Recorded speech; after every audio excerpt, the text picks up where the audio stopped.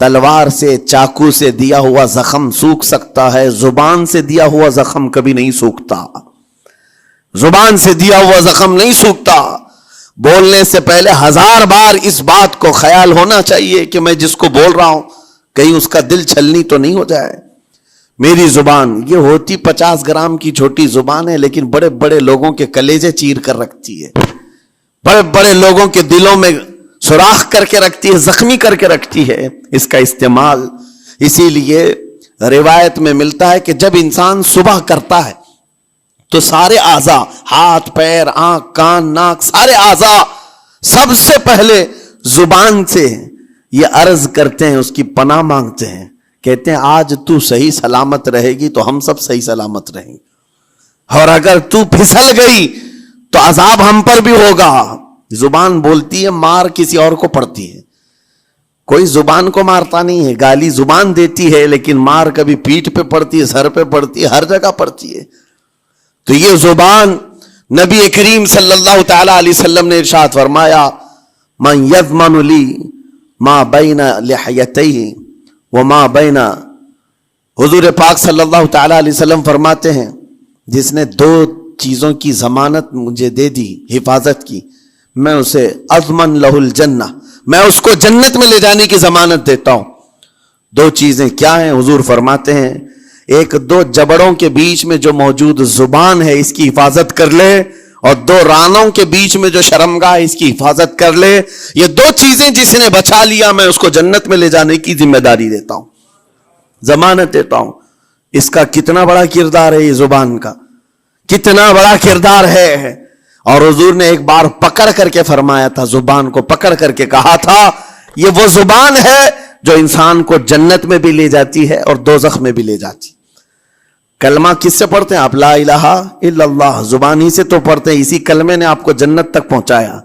اور کافر جو کفر کرتا ہے وہ بھی زبان سے ہی کرتا ہے، اور زبان اسے ہمیشہ کی دوزخ میں لے جاتی ہے۔ اس زبان کو چلانے سے پہلے 1000 بار سوچ لیں کہ آج لہجوں کی سختیاں بڑھتی چلی گئیں، اور آپ کو پتا ہے قرآن پاک میں رب تعالیٰ نے یہ فرمایا، وَلَا تَقُلْ لَهُمَا اُفٍّ وَلَا تَنْهَرْهُمَا، والدین کے بارے میں بچوں کو کیا کہا گیا؟ ان کو اف تک نہ کہو۔ لیکن زبان جب کھلتی ہے نا، ماں باپ کے خلاف نوجوانوں کو ہم نے دیکھا ہے گالی گلوچ کرتے ہوئے اور اتنی بری باتیں کہتے ہوئے، معاذ اللہ۔ عزیزان گرامی وقار، حضور نے تو یہ فرمایا، جس نے پلٹ کر کے اپنے ماں اور باپ کو سخت لہجے میں بات کیا یا ان کی نافرمانی کی، حضور فرماتے میرا دل چاہتا ہے کہ اس کے گھر کو آگ لگا دوں، آگ لگا دوں۔ اس لیے اس بات کو ہمیشہ یاد رکھیں، تمہارے لہجے کی سختیاں کسی کو زخمی کر دیں تو آخرت خراب ہو جائے گی، آخرت خراب ہو جائے گی۔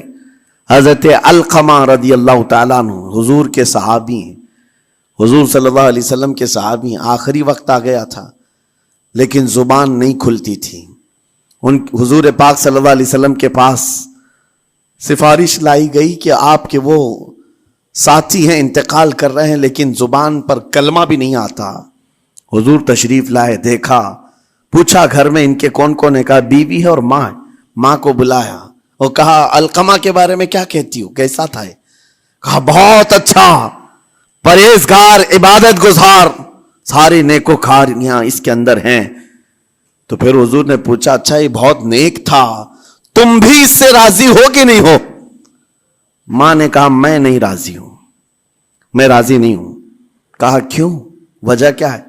کہا یا رسول اللہ میرا اکلوتا بیٹا، میرا تنہا بیٹا تھا، بڑی محبتوں کے ساتھ اس کو پالا تھا، اور جب میں نے اس کی شادی کی اپنی بیوی کو لایا، اور جب بیوی گھر پر آ گئی تو میری بات کو ہلکے میں لیتا، اپنی بیوی کی بات کو فوقیت دیتا، ترجیح دیتا، اور اس وقت غالباً یہ باتیں تھی کہ زبان سے کوئی کلمہ ان کے نکلا ہوگا جو بیوی کی حمایت میں تھی، ماں کو تکلیف پہنچ گئی۔